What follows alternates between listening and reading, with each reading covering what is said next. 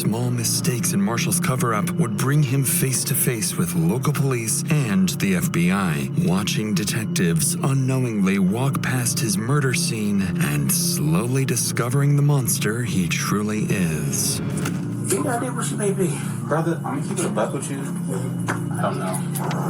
Have you guys thought about maybe she was trafficked? Yep. Oakland PD, come out with your hands up!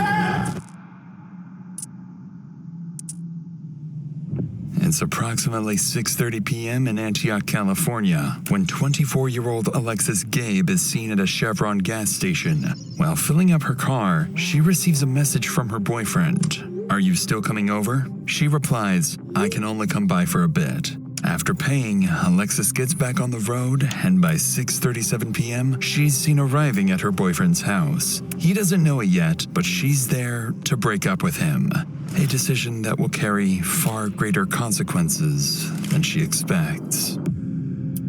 2 hours pass. Then Alexis's car is seen leaving Marshall's house, but something isn't right. The vehicle takes an unusual route, one Alexis never uses to get home, and just 12 minutes later, roughly 6 miles away, it pulls into a quiet residential neighborhood. A masked figure steps out of the car, noticeably larger than Alexis. Moments later, her phone pings, "Did you make it home?" And as the figure disappears into the distance, Alexis is never seen or heard from again.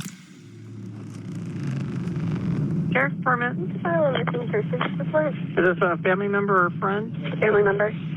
Sister. And how long ago did you last talk to her? No one's heard from her since she went to see her ex-boyfriend last night at 8:30. And she's not answering her phone or anything? No, it's going straight to voicemail. On the line is Alexis Gabe's sister. Her tone is urgent as she insists on filing a missing persons report immediately. To better understand the situation, dispatch sends Officer Rod Coutney to the family's home. And that's where he learns why Alexis's family is already fearing the worst. Good morning. How you doing? I'm Detective with the police department. I'm gonna get some info from you guys, and I'm gonna start looking for Alexis. That's okay. Okay. She ever make any sort of statements? No. Okay. Is she generally pretty happy? Yeah. Okay. She's always out. Not every day. Always out? Yeah. Do you know where she goes a lot of the time? With her friend, E and Ria. She's with us yesterday too. Does she have any mental health issues? This is generally an antidepressant. Yeah, I know. That's what she said. That's why she's looking out for the doctor. She's seeing the doctor. Okay. But they have an accident with her boyfriend, car accident. She said she have a chiropractor appointment. Who's your boyfriend? The one that we know is Marshall. Marshall. Jones, yeah. Okay. And then we just find out yesterday. The friend said Marshall threatening Alexis. If they gonna broke up, he's gonna kill or gonna kill Alexis. Oh, okay. And this is Marshall? Marshall. Yeah. Okay. Needless to say, the officer knows exactly who they need to speak with next. According to Alexis's mother, Marshall Jones is the boyfriend she went to see last. But even more troubling is her claim that he had threatened to harm himself or Alexis if they ever broke up. As Coutney wraps up his initial search, he relays the information to his sergeant. From there, requests are made for street CCTV footage, a real-time location warrant for her phone, and most urgently, another officer is dispatched to Marshall's address. Later that afternoon, the officer arrives at the house. Knowing Marshall is one of the last people to see Alexis alive, the officer expects to gather more information about her whereabouts. But he's about to get much more than that. But before we get to that, I want to talk about something else that's important too. For almost a year, I've had this discomfort with my ear, and every time I thought about booking an appointment, I saw the long waiting time. How y'all doing? Hey, is Marshall home? No. I'm Peter's house? Yes. Yeah. Okay. How y'all doing today? Friend. Okay. Y'all be safe. Be careful now, okay?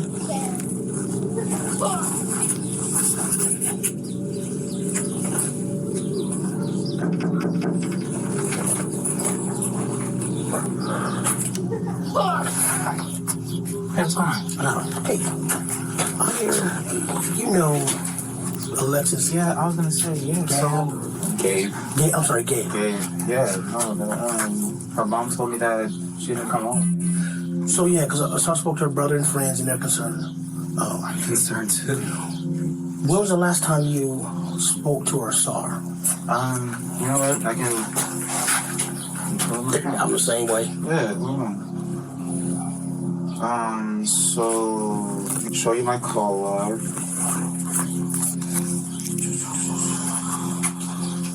I talked to her throughout the day yesterday. I want to say 6:38 is when she told me that she was outside. She Here? Yeah. I let her in. We hung out for a couple hours. She left around 9. Did she say where she was going? Yeah, because I can show you text messages. She said that. The more you can give me, the better, man. I was about to say. I remember her saying, "This is from today. It's not delivering." I've been trying to call her. I was like, "Are you still coming over? You must still be asleep." She's like, "I can only come by for a bit today." I was like, "Okay." Because she was doing some other stuff for her job that she was doing some running around for. Okay. Any idea where she may be? You know, brother, I'm gonna keep it a buck with you. Mm-hmm. I honestly thought she went to go smoke with her friend Rhea when she left here. Maria. Oh, Maria. Yeah. Okay. I thought she went to go smoke with her because usually she won't tell me, you know, what she's doing until she's already doing it. Mm-hmm. So I thought she went there, but then when I kept on calling by like 11 and I wasn't getting anything. Okay. Did she seem out of sorts when she came over yesterday? Was she her normal self? Whatever that may be. Yeah, I mean, she came in, we hugged, we kissed, she watched me, do my little heist on GTA, play my game and whatnot. I mean, we watched Family Guy. Okay. It was fine. When she left, did you see her? Did you see her leave? Yeah. And I say yeah because I opened the garage door and she left. So Okay. Also, she opened the garage door. Yeah. All right. At first glance, Marshall appears far more willing to help than Alexis's family hinted towards. But as he recounts his last encounter with Alexis, his demeanor is oddly detached, at times even attempting. He does seem super nervous, and like his eyes kept like going left and right, like super, super fast. That's not normal. To make light of the situation. It's the kind of behavior that doesn't go unnoticed. But before wrapping up the interview, the officer would ask one of the strangest questions possible at a moment like this. Do you have a car? Because I want to follow up with you. Yeah. How long you dating? Yeah. How long y'all been together? Like 3 going on 4 years. Okay. All right. And I showed you my call log, text message. You ain't got to strap down in the house like a slave or nothing? No, I don't. No, I know you have to ask. Yeah, because it's a serious situation. Yeah, exactly. And I appreciate you trying to make light of it, but no. Okay. I do not. All right. On that strange note, the interview wraps, and the officer calls his sergeant, only to learn that, while this conversation was taking place, a major discovery had just been made a few miles away. On a residential street in Antioch, Alexis's family comes across their daughter's car while organizing their own search and spreading the word on social media. Police are immediately informed of this discovery, and the car is towed and seized for forensic analysis. Inside the car, some troubling details quickly stand out. The keys are still in the ignition, the door is unlocked, and personal items are missing. After removing and analyzing the car's infotainment unit, investigators are able to track Alexis's precise movements before her disappearance. And just 12 minutes before the car was abandoned, it had been at Marshall's house, not her friend Maria's, as he had previously implied. These findings, along with the alleged death threat, prompt investigators to move Marshall from a person of interest to the primary suspect in Alexis's disappearance. The following day, 2 detectives arrive at Marshall's house, suspecting he is the last person to see her alive and may have been withholding vital information. However, they're also here for something else. Something that will catch him completely off guard. Hey, I'm a detective minister real quick. Are you Alexis's Boyfriend, yeah. boyfriend? Okay, what's your name? Marshall? Marshall? Okay. Yeah, we're still looking for her. Have you heard from her at all? Or? I have not. I've been trying to call her. I've been texting. My text messages aren't getting delivered. My phone calls are going straight to voicemail. Gotcha. Okay. Huh. Yeah, basically at this point, like, I think this is the last place that we know that she was at. Right, and So we're just, obviously that's why we're kind of keying in on this area, you know? I understand, and like I was telling her mom, like, hey, I saw her. This is the last time. Yeah. You know, and I'm worried. Right. You know, and she's missing, and that just means that she's missing. It doesn't necessarily mean something happened to her, so I'm really trying not to let my mind wander. Her friends I'm not going to say they've been putting me under scrutiny, but they're making me feel like I did something and I didn't. Okay. Yeah, I mean, anytime boyfriend, right? And that's what I'm saying. You know, everybody handles stress different, you know, yeah. and so I just want to rule everything out, anything weird to happen here. So, you know what I mean? Then we can move on to, hey, let's go look another area and see where she's at, you know? I understand. Are you cool if we go inside and look around real quick? It's not my house, it's my stepdad's, so right. I mean, I could call him really fast and see. Yeah, that's fine. Go ahead. Clearly uncomfortable with the request, Marshall agrees to call his stepfather, the homeowner of the house. And as they wait for his approval, detectives would slowly begin to suspect there's something inside the house neither Marshall nor his stepfather wants them to find. Hey, Dad. Alexis went missing, and the police just want to go through the house really fast just to make sure that everything's fine. Is that okay? Okay. He said that one of you could go in, but he would like the other one to stay out here. No problem. Sure. You got a plastic or anything? I don't. Yeah, me neither. You want to go in? Sure. All right. Hold that for me. All right. What's your dad's name? Leslie? Leslie? Okay, and that's the one you were talking to on the phone? Yes. All right, you said one of us would come in? Cool. Thanks, man. Do you want me to leave the door open? Yeah, that'd be great. Sure. I'll come around.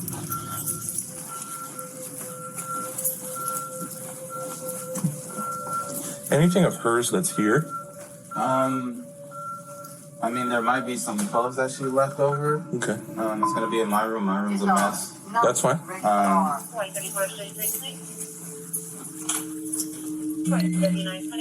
Cool. This your room? This is my room. I know. Like I said, it's a Hey, mess. it happens, bro. Yeah. You guys drink together, I'm assuming? Yeah, at the house.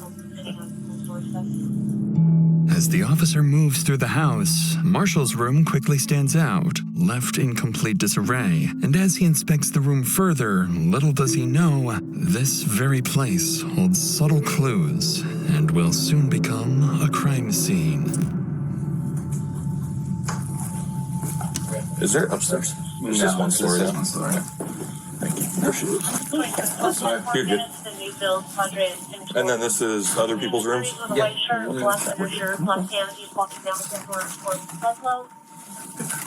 Did you want to go in the backyard or? Probably not. All right, I'm gonna close this door.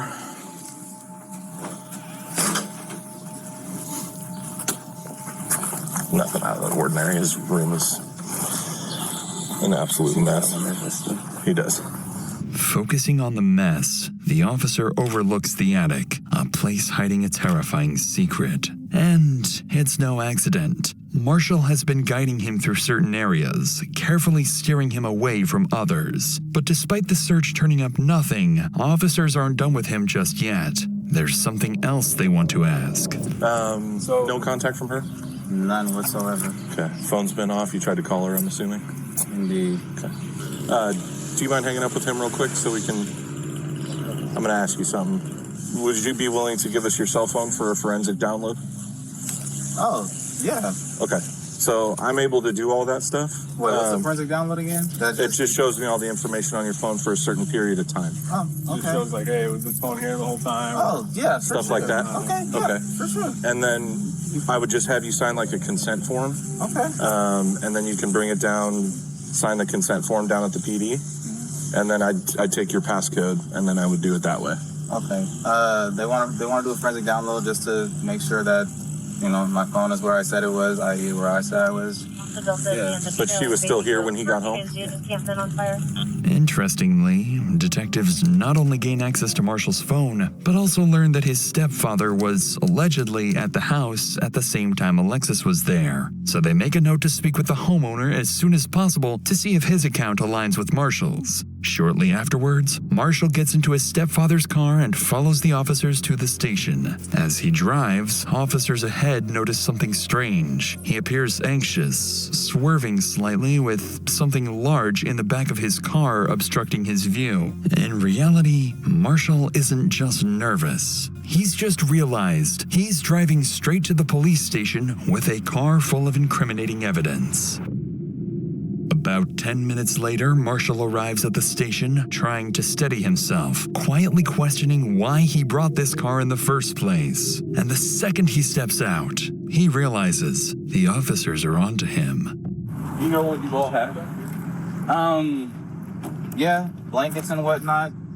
Wait, do you actually have to search it, or can you just look around? Because this is my dad's car, and No, I I don't. mean, I kind of just want to lift the gate so I can see. Yeah, this whole stepdad thing is bullshit. It's just to try to divert shit away from him. Be like, oh, you can't go in the house. Only one person can go in the house. Yeah, so not too many cops can actually inspect it properly.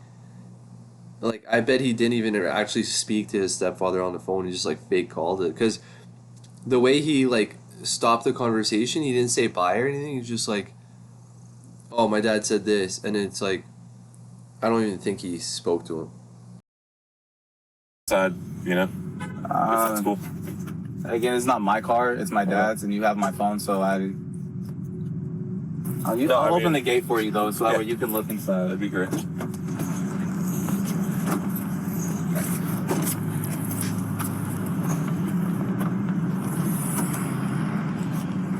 We went to the drive-in, so tried to get Rumi some water. I mean, you can look in the bag. That's our Philly cheesesteak. Any of this hers? No. Because we would like to collect a DNA sample from her, right? So we have a reference on file. So was she back here? Yeah. Like, I don't. So is any of this like? Was None of this is her. I don't know. Would you mind if we like took a blanket to test it? Or? I would, because yeah. And does she normally sit up in the front seat? Yeah. Okay, well, let's start the photo. Oh, we're not. You don't want us to look under the blankets or what? She would like to look under the blankets. I don't want you to think I have a dead body or anything. No, I was just because we're being all. Yeah. Okay. So this is your stepdad or your real dad? My stepdad. Gotcha. All right, cool. Naturally, Marshall's unwillingness to show what's in the trunk immediately raises red flags for the officers. Once it's opened, they find multiple blankets, pillows, and food waste, with Marshall insisting that he and Alexis used the car as a bed at the drive-in. With suspicion mounting, they get Marshall to sign a consent form, download the data from his phone, and then return it to him. And as they let him go, detectives believe the contents of Marshall's phone may finally reveal what he's been hiding, unaware that this entire investigation is about to start going downhill. The next day, as investigators prepare to review the data from Marshall's phone, they notice the download process has failed, leaving them with nothing. Realizing Marshall's willingness to cooperate may already be reaching its limits, detectives decide not to push any further for now and instead turn their attention elsewhere. There's still one person they haven't spoken to yet. Marshall's stepfather, the homeowner who was allegedly inside the house the same night Alexis disappeared. If something happened to her that night, he may have witnessed it. With that in mind, they drive back to the house to speak with him, where they'll begin to suspect that not everyone wants them to discover the truth behind Alexis's disappearance. Hey, Mr. Clark. Hey, we're just trying to follow up on everything going on with Alexis. We haven't talked to you yet. Marshall had said that you were here when Alexis was here on Wednesday night. Did you see Alexis here on the 26th? Be honest with you, I come. If she's here, she's here. She's not. If she's not. When I see her, I don't. You don't recall seeing her car here? No, I do not. And you don't remember seeing her, talking to her that night? No, I didn't see her there that night. No Wednesday. How's Marshall holding up with all this? He's upset. No, for sure. I mean, just now finding out that his girlfriend's coming up missing. I mean, I found out yesterday with the note coming in, the flyer. Oh, yeah. Flyer and stuff.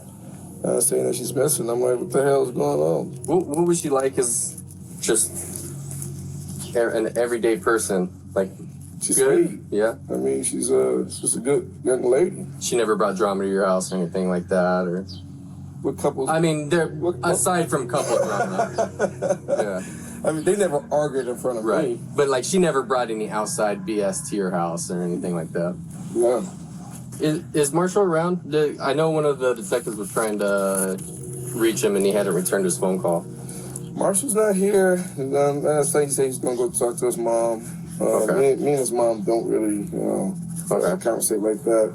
With this information, police now know where to look for Marshall next. His mother's house. What catches the officers off guard, however, is Leslie's refusal to confirm being with Marshall and Alexis the night she disappeared, directly contradicting what Marshall had previously told investigators. Now faced with more questions than answers, officers leave to figure out their next move. From this point forward, the investigation into Alexis's disappearance quietly begins to shift in a much darker direction.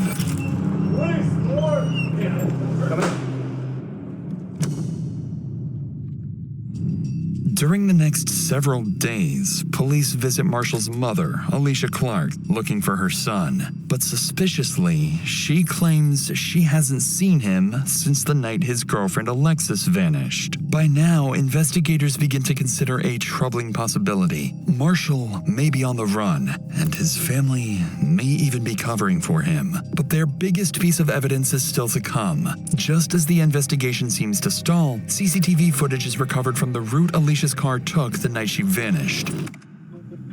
For roughly 12 minutes, the car is seen speeding from Marshall's home to the residential area where it's eventually abandoned. A masked figure is seen stepping out of the car, noticeably larger than Alexis, with a more masculine build. As detectives begin tracking the figure's movements through nearby cameras, they watch it move calmly for over a mile until it arrives somewhere completely unexpected: Marshall's mother's house. This development makes investigators certain that the masked figure was none other than their prime suspect, Marshall. And with that, an emergency search warrant for his home is secured immediately. On February 1st, more than a dozen officers arrive at the house, convinced there is far more inside than Marshall originally let them see.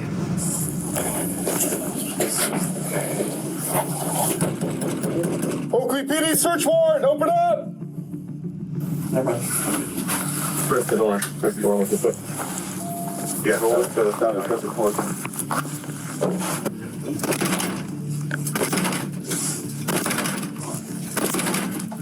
Yes, we need that pry. You got the pry? Pry bar?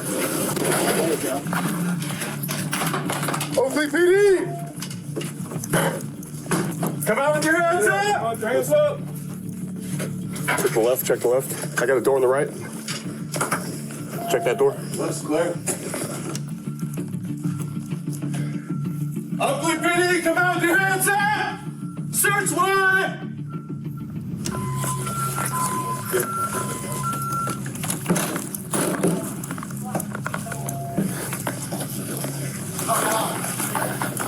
Like that. Clear.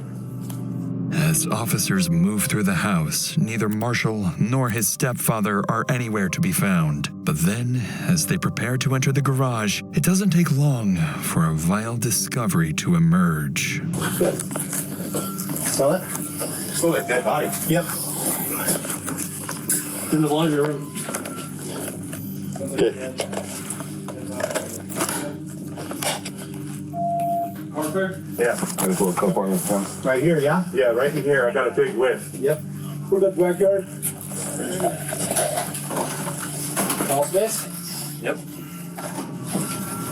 Multiple officers begin to notice a distinct smell, one they believe to be the odor of a decomposing body. The scent appears to be coming from the laundry room and leads up towards the attic. So officers prepare to investigate and brace themselves for the worst. It looks undisturbed. Are we agreeing? Plus been opened before. I don't know. It's right here, dude. Yeah. Just point straight out to the garage. Yeah. So that's the thing, is like, That's the cold we gotta check the crawl space.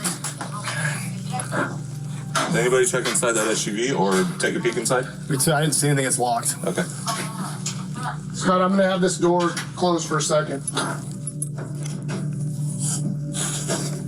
I mean, there's pathways where they walked for electrical, but I don't see. No footprints, no drag marks. Yeah, I mean, now I'm starting to think the dad helped him. Because the guy didn't look very big, and to carry a dead body up into the attic, I mean, probably had help. It's just you can see where they're walking, Okay. doing something, but I don't. And they said they could smell something right where you're at, Logan. Like there's a vent. It's coming from the vent, kind of. Yeah, once we hit this area and start walking to the garage is where I smelt it. Does it look like blood and hair? Yeah. Let me see. Black hair. Look at.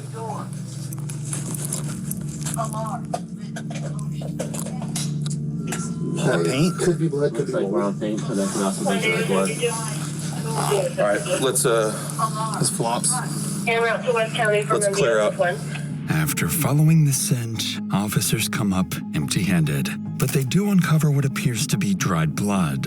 After clearing the entire house, officers are still unable to locate the source of the smell. Did they even go on the roof though? The attic? I didn't see them go.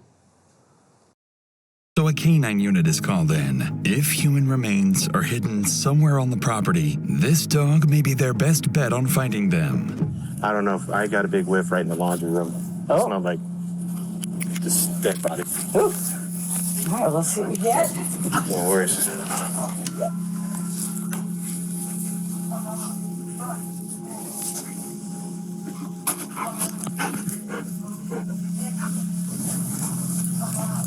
That's not good. But that had none of the other behaviors that we're looking for. Keep checking. Okay, good girl.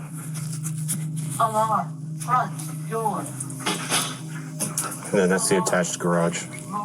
Oh, can we go in there? Yes.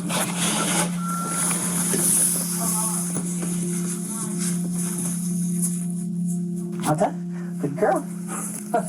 Do you guys leave that or did? Oh, I don't know. We didn't bring that in. That's fine. You saw her go up the wall here? Mm-hmm. Yeah. So it's just checking odor.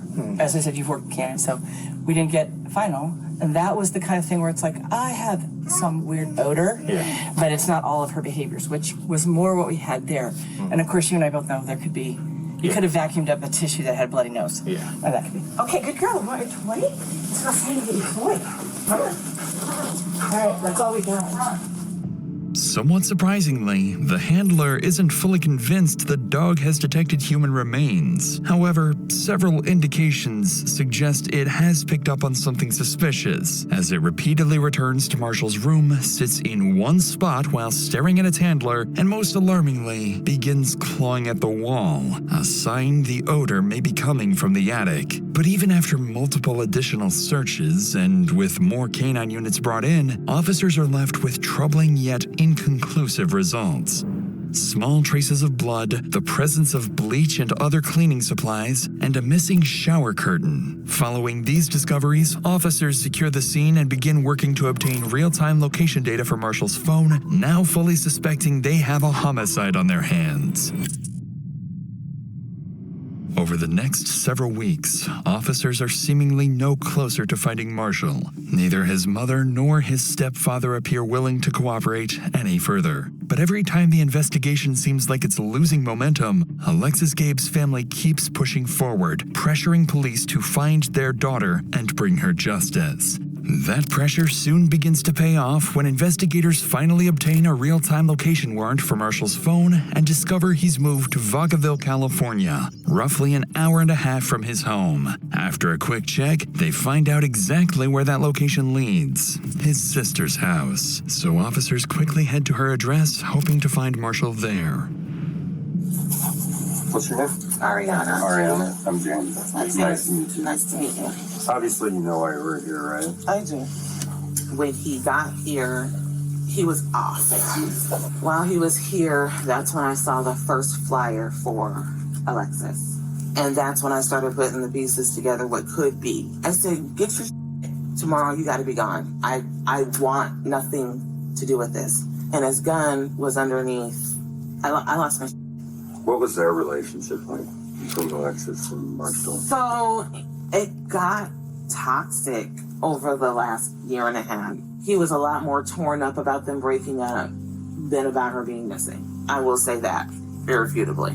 Looking back on it, my brother does have sociopath and narcissistic tendencies about himself. Your mom and Marshall are close, right? Yes. Do you think that she's helped him out in any way? Will she get in trouble? I hope not. I mean, I hope in the end of all this, she'll be as cooperative as you are. Because ultimately, your brother made the choice that he made, yes. Right? So do you think he went to Vegas? No. I believe this is the number that he's using. If you guys want to take it, that's fine. Most worryingly for officers, Ariana seems to suspect someone else may be helping Marshall evade police. However, Ariana also gives them something significant: Marshall's new phone number. So after wrapping up the interview, investigators move quickly to track his location. This is when they discover that Marshall's phone is pinging all the way back to his mother, Alicia Clark's house. Up to this point, Alicia has been telling police she doesn't know where Marshall is. Now, detectives begin to suspect she's lying and may even be actively hiding from police. Over the next few hours, police secure an emergency search warrant for Alicia's house. Officers rush to the location knowing full well Marshall could disappear again at any moment. But little do they know, the lead they're following is actually a setup. Ugly police search warrant, come to the door! Hello? That's okay. Let's open the door for me. Thank you. All right, ma'am. Step out, please. Autistic daughter that sleep upstairs. I understand. Is she okay up there? She's okay. Are you able to wake her up and bring her out here for a minute while we service this warrant? I'm not. Let me see what I can. Anybody else inside? After escorting Alicia and her daughter outside, officers move in to search the house, but they find no one else inside. They do, however, spot a working camera outside the home, one they immediately begin trying to obtain a warrant for. Despite Marshall's absence, the forensics team insists that his phone is still actively pinging inside the house. By now, investigators know something isn't adding up, so they prepare to question Alicia, starting with the very reason they're here in the first place. Where's the best place? Nice out there. Talk to me. What's going on? So we're obviously here for a reason, and there's a couple of reasons. We're here for Marshall's phone. So we know it's here, but we don't want to tear your house apart too much. So if you could direct us to it, so we don't have to like mess anything up. Like where is the phone? It's upstairs in my closet in the green Hawaiian shirt, if you guys need it. Now I have a question. What do you guys need it for? You guys cloned it. So the cell phone thing, they went and did the download, but some of the files got screwed up, so we don't have everything. So we need that, and plus we know that he's had the phone after that. So that's the evidence that we're looking for. Strangely, Alicia appears unusually cordial with the detectives, despite having her house breached. She's even admitted to holding a wanted suspect's phone, yet treats it as if it's nothing serious. By now, investigators are more than suspicious of her involvement. They're convinced she not only knows where Marshall is, but more importantly, what he did to Alexis. So, he's obviously not here, so you know where Marshall is? Hand to God, I do not know. I do not know. I've intentionally told him, do not tell me where you are. It's just the situation I don't want to know. So you're distancing yourself? Oh God, no, not at all. Okay. Not at all. I just know this isn't who we are. I mean, And we don't believe that. yeah, We I just, better not. we just, You guys are just doing your job. right, we have to try our best to get answers, right? Yeah. So that's And why we it's, do this. I'm definitely not distancing my son. I'm not. Okay. That's not the reason. What do you know? I know that the two of them had a solid relationship. I mean, for Valentine's Day, he wanted to get her an edible arrangement. I couldn't afford it. And so he went and got the chocolate, all of the stuff, built her an edible arrangement. I like that. I mean, that's the kind of guy he is. I've That's so stupid. Like, that's how you're trying to make it seem like he really cared about her? What? told him since he was younger, when you're dating, you want to make sure that you are so good to her that she's going to be comparing every other guy to you. Right away, this description of Marshall doesn't quite align with what investigators believe about their suspect, especially given his sister's earlier claims that he's a narcissist and a sociopath. If Alicia is fully aware of her son's alleged crime, then defending his character like this is not only disturbing, it's something most people would find nearly impossible to do. Sensing this may be more difficult for her than she's letting on, detectives decide to shift their approach, appealing to her emotions, hoping that if this is all an act, it's about to break. Because, I mean, obviously, we're still looking. She's still out there somewhere. And things don't look good. Yeah, it's hard to look that family in the face and tell them, hey, look, we don't really have anything to tell you.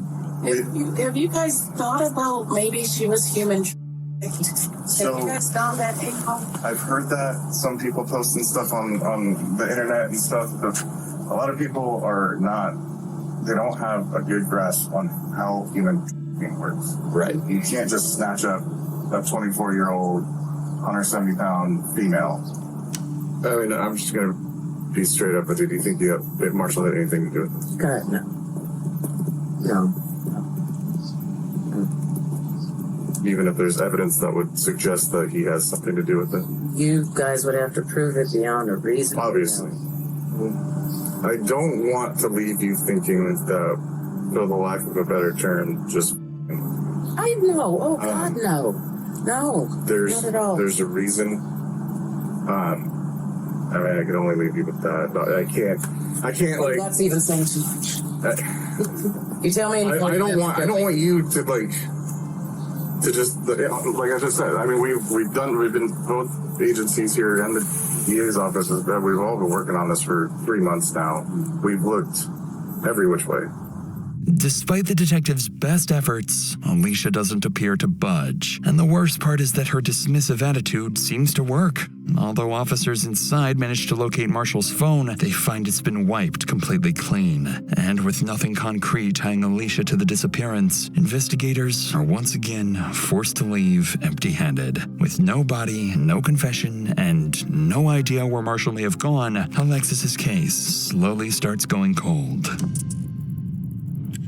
Months go by, with no new leads on Marshall's whereabouts. But then, investigators finally secure a warrant and obtain the CCTV footage from his mother's house. And as detectives start analyzing the footage, they begin to understand how Marshall managed to stay one step ahead of investigators for so long. In inside these large plastic bags, investigators believe are Alicia's remains and suspect Marshall's mother was aware of it. Following these developments, investigators reach out to Marshall's sister and learn he has a friend at an apartment complex in Kent and may be hiding there. Using travel records, CCTV footage, and anonymous tips, they zero in on a specific location, the Skyview 3322 apartments. On June 1st, more than 4 months after Alexis Gabe disappeared, the task force moves in to serve a murder warrant and finally arrest Marshall. But as they arrive and prepare to breach, nothing about this operation is about to go as planned. Police, door! Marshall Jones, open the door!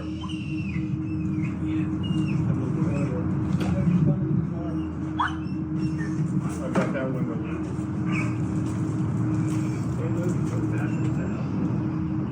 Open the door! More slowly. Open the door and do it now. Open the door and do it now. John? You're under arrest. Open the door and do it now. Come out.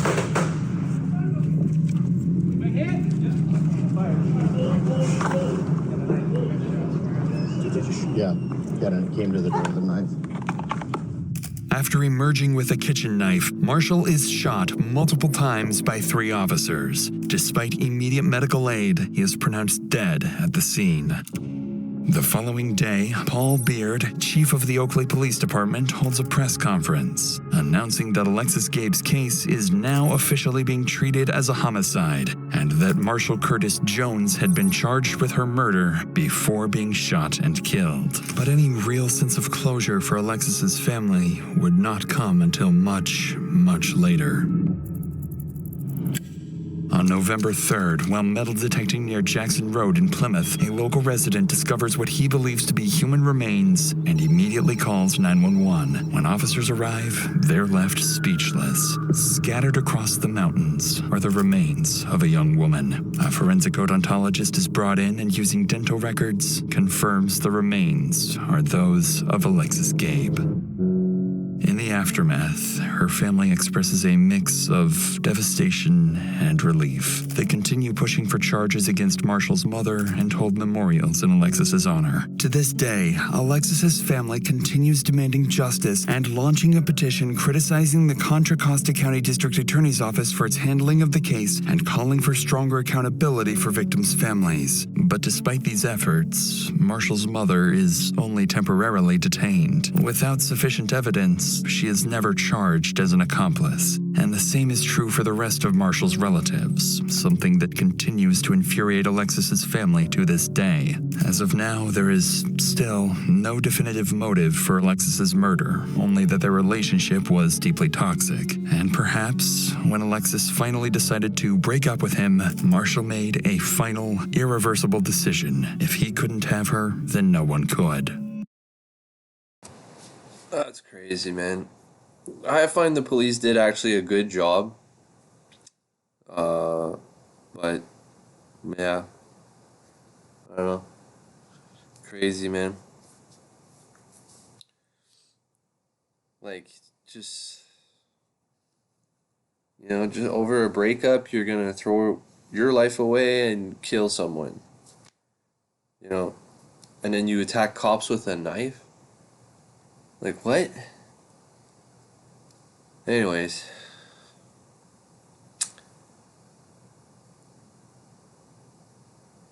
It's crazy. Anyways, hope you liked the video. This was Dr. Insanity.